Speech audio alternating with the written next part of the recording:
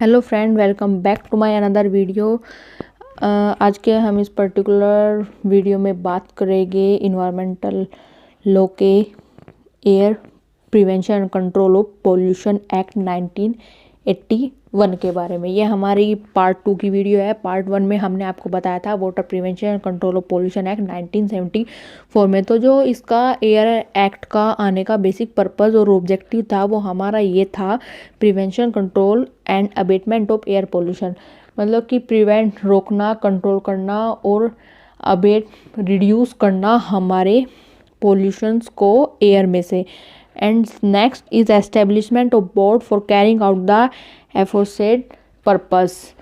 इसका जो ये नेक्स्ट ऑब्जेक्टिव है इसमें ये ही है कि ये बोर्ड बनाता है सीपीसीबी और SPCB, central pollution control board और स्टेट पोल्यूशन कंट्रोल बोर्ड। इसमें जो बोर्ड है वो वही होता है जो हमारा वाटर में था।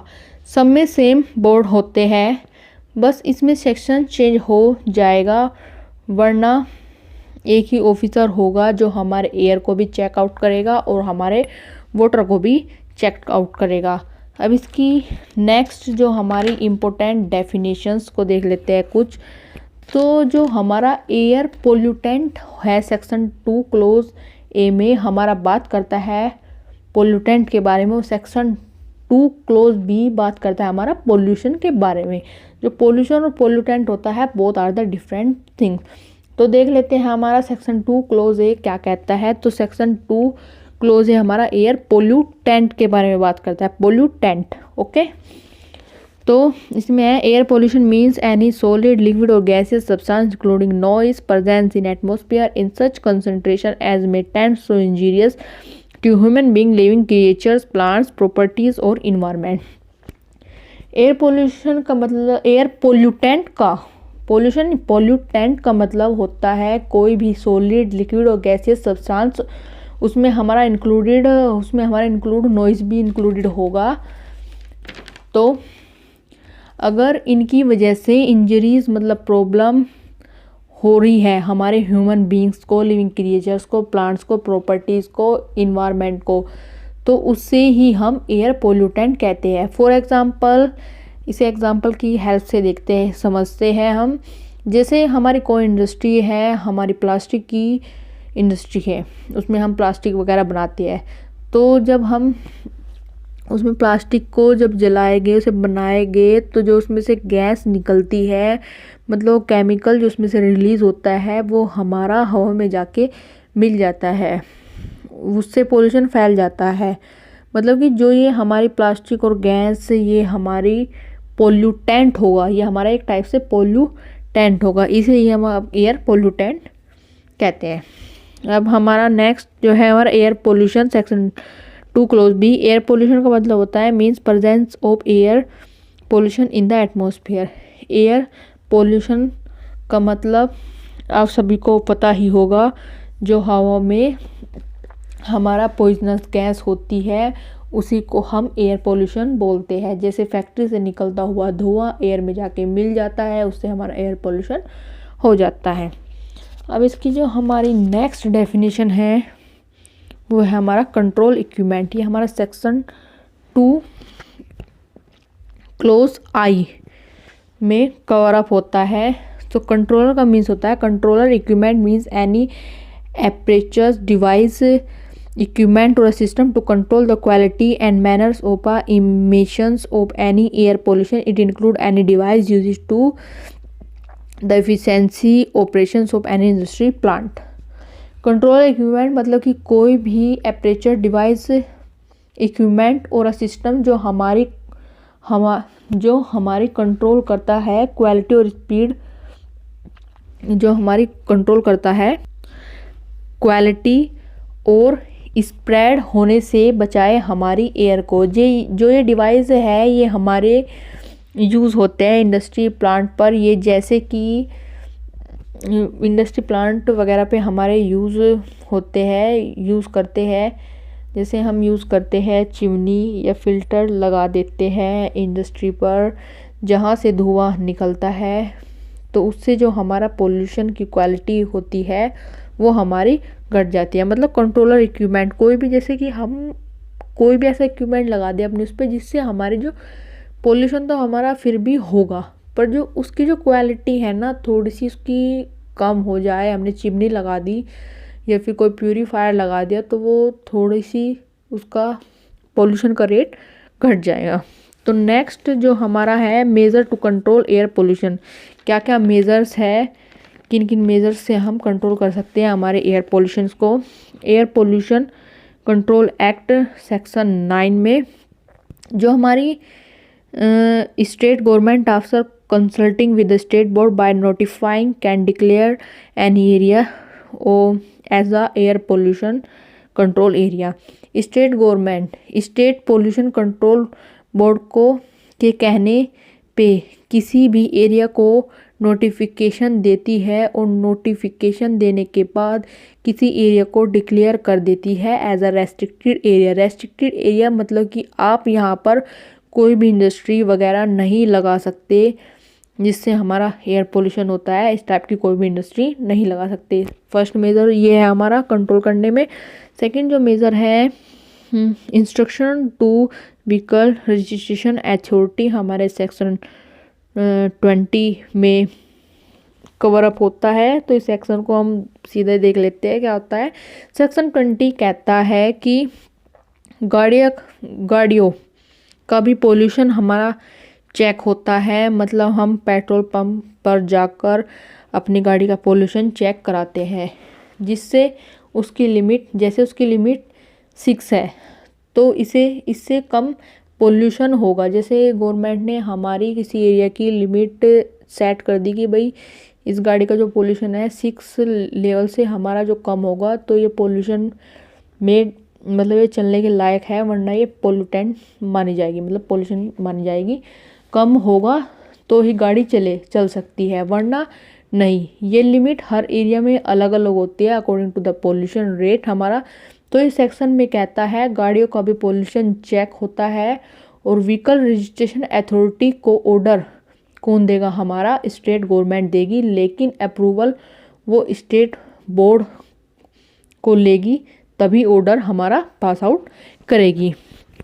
अब नेक्स्ट हमारा इसका जो है हमारा section 20 restriction on establishment of industry और प्लांट। नेक्स्ट जो हमारा मेजर है कंट्रोल करने के लिए हमारा सेक्शन 21 में लिखा है, तो हम इसको देख लेते हैं। अगर कोई एरिया गवर्नमेंट ने रेस्ट्रिक्टेड कर दिया, जैसे हमारा रेस्ट्रिक्टेड करा 1 जनवरी 2022 को, तो फिर जो नई इंडस्ट्री जो हमारी आएगी वो आने से पहले पूछेगी उस एरिया में प्रायर अप्रूवल लेगी। मतलब कोई हमारा एरिया है उसको रेस्ट्रिक्टेड कर दिया हमारा कि यहाँ पे इंडस्ट्री नहीं लगा सकते, उसकी हमें जनवरी में कर दिया, तो कोई नई इंडस्ट्री आएगी तो उसको ज़रूर पूछना पड़ेगा कि उसको अप्रूवल लेना पड़ेगा, मतलब कि प्रीवियस कंसेंट लेना पड़ेगा हमारी स्टेट बोर्ड से, तभी वो वहाँ पे इंडस्ट्री लगा सकती है। और जो एग्जिस्टिंग इंडस्ट्री है उसको विद इन 3 मंथ्स गवर्नमेंट के पास जाना पड़ेगा अप्रूवल लेने के लिए, क्योंकि इस एरिया को अब रेस्ट्रिक्टेड एरिया डिक्लेयर कर दिया गया है। तो गवर्नमेंट की द्वारा अगर 1 जनवरी को एरिया रेस्ट्रिक्टेड हुआ है तो 3 महीने हो गए हमारे 31 मार्च तक, और उसके बाद उसकी जो हमारी एप्लीकेशन आएगी, जिसकी जो इंडस्ट्री वहाँ पे है, जैसे उसकी एप्लीकेशन हमारी फरवरी में आ गई, तो उसके 4 महीने तक बोर्ड देखेगा कि आपको अप्रूवल देना है या नहीं। अगर 4 महीने में आपको अप्रूवल, उसके बाद एप्लीकेशन हमने दे दी, उसके बाद हमें अप्रूवल मिलता है तो ही हम अपनी इंडस्ट्री को वहाँ पे चला सकते हैं, वरना हमें अपनी इंडस्ट्री को बंद करनी पड़ेगी। नेक्स्ट जो इसका है restraining person from causing air pollution, section 22 में डिस्कस किया गया है ये हमारा।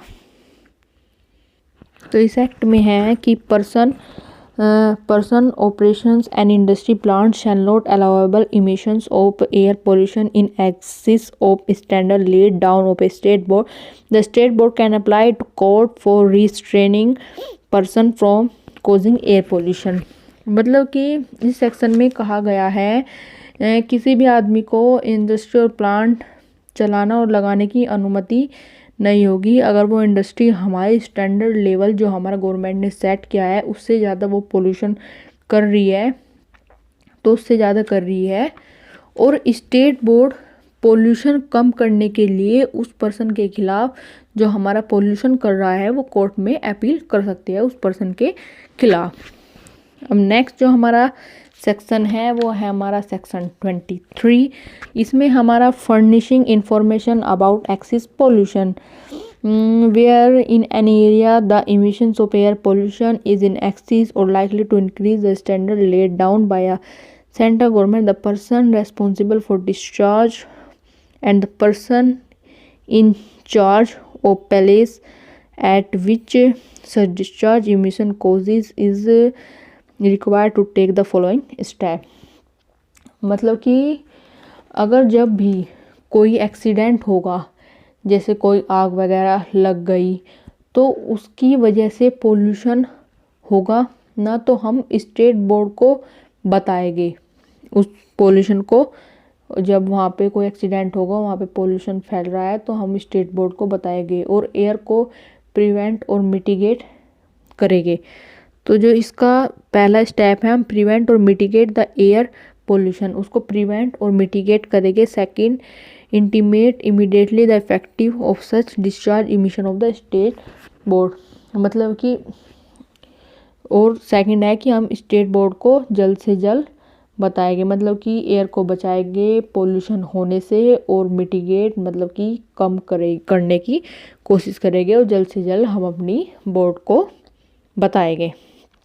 नेक्स्ट जो है हम इसकी appeal again the order of a board. Appeal again the order of a state board can make within the 30 day of receiving the communication order to the appellate authority establishment of a state government. In such cases, appeal cannot be made in a civil court। जो हमारा appeal वाला point है इसको हम बाद में पढ़ेंगे, इससे पहले हम पढ़ लेते हैं इसकी powers of state board under this act. इसकी जो पावर है वो हमारी लगभग जो हमारी सेम है, मैंने आपको बताया था, वो हमारी वोटर एक्ट वाली ही इसकी पावर्स है। Power of enter and inspection, ये हमारी वही थी ना जिसमें जो हमने वोटर एक्ट में पढ़ा था कि अगर कोई आदमी वो मतलब कि इसमें जो है पावर होती है ऑफिसर्स को, वो हमारी जो फैक्ट्री है उसमें एंटर कर सकती है और इंस्पेक्शन ले सकती है, उसको हम नहीं रोक सकते, वो ऑक्यूपायर से इंस्पेक्शन ले सकती है। नेक्स्ट जो हमारा सेक्शन 25 कहता है पावर टू ऑब्टेन इन्फॉर्मेशन। अगर जो कोई ऑफिसर हमारा एंटर हो गया और वो हमसे कोई इन्फॉर्मेशन मांग रहा है, तो हमारी ये रेस्पॉन्सिबिलिटी बनती है कि हम उसके साथ कोऑपरेट करें और उसको इन्फॉर्मेशन दे जो भी वो मांग रहा है। Power to take sample of air और इमिशन, और वो हमारे जो प्लांट है उनका सैंपल्स ले सकती है ऑफ एयर और इमिशन। ओके, अब जो हमारा नेक्स्ट है power to issue direction, section 31। अगर कोई भी आदमी एयर एक्ट को वोलेट करेगा तो गवर्नमेंट उसको उसकी इंडस्ट्री को क्लोज कर देगी। प्रोहिबिटेड और रेगुलेशन ऑफ इंडस्ट्री और उसकी सप्लाई ऑफ इलेक्ट्रिसिटी, वाटर और अदर सर्विसेज को भी बंद कर देगी, मतलब उसकी सप्लाई को बंद कर देगी अगर कोई हमारे रूल्स को तोड़ेगा जो उसमें एयर एक्ट में हमारे लिखे हैं। अगर कोई नहीं फॉलो करेगा, अगर वो मतलब कि जैसे कि हमारा सेट तो स्टैंडर्ड इतना है बट वो पोल्यूशन ज़्यादा फैला रहा है, और अगर हमारे बोर्ड को पता चलेगा तो वो तुरंत उसकी फैक्ट्री को बंद कर देगी। अब पढ़ेंगे हम इसका अपील वाला।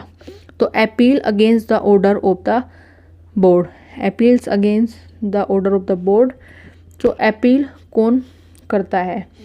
जो एग्रीड पर्सन जिसको उस चीज़ से सेटिस्फेक्शन नहीं मिला तो वो अपील करेगा। अगर किसी को स्टेट बोर्ड के उससे सेटिस्फेक्शन नहीं मिला, तो सेटिस्फेक्शन नहीं है, तो वो स्टेट गवर्नमेंट को अपील कर सकता है विद इन द 30 डे। और इसमें हमारा इस मामले में सिविल कोर्ट में अपील नहीं कर सकते। नेक्स्ट जो हमारा है पेनल्टी के बारे में है हमारा, failure to comply with the provision of section 22, 23, 31A is the punishment for the imprisonment. अगर हमारी सेक्शन 21, 22 और 31A इनको कोई हमारा इन सेक्शंस का उल्लंघन कर रहा है तो उसको इम्प्रिजमेंट होगी मिनिमम 18 मंथ की, but it can not be extended. ये 6 साल से ज़्यादा नहीं होगा। उसको जो फाइन लगेगा इन केसों पे कॉन्टिन्यूस ऑफेंस, अगर वो कॉन्टिन्यूस उसको करते जा रहा है तो उसको एडिशनल फाइन लगेगा 5,000 पर डे का, जब तक वो ऑफेंस चलता रहेगा। If a person committed any of the following offence he shall punishable with the imprisonment for a term may extended 3 month or with a fine which may be extended to a 10,000 और both। मतलब कि ये जो 4 point है नीचे, अगर इनमें से कोई भी इस टाइप के रूल्स को तोड़ता है तो उसको फाइन लगेगा हमारा 10,000 लगेगा, या फिर हमारा 3 महीने की जेल, या फिर दोनों भी हो सकती है।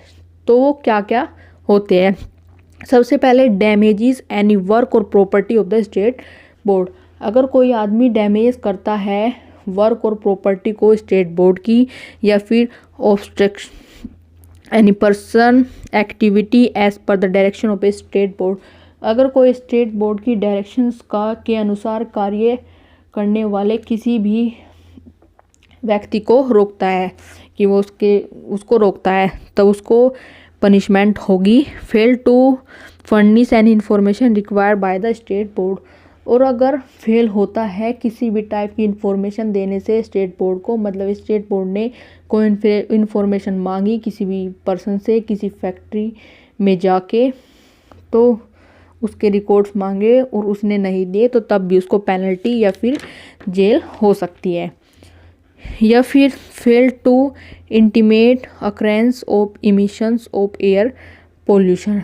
अगर कोई घटना हो रही है, जैसे आग लग गई कहीं, और कोई आदमी उसकी इन्फॉर्मेशन ना दे बोर्ड को, तब भी हमारी पेनल्टी और पनिशमेंट होगी। नेक्स्ट 5th है हमारा, provide any information which is false.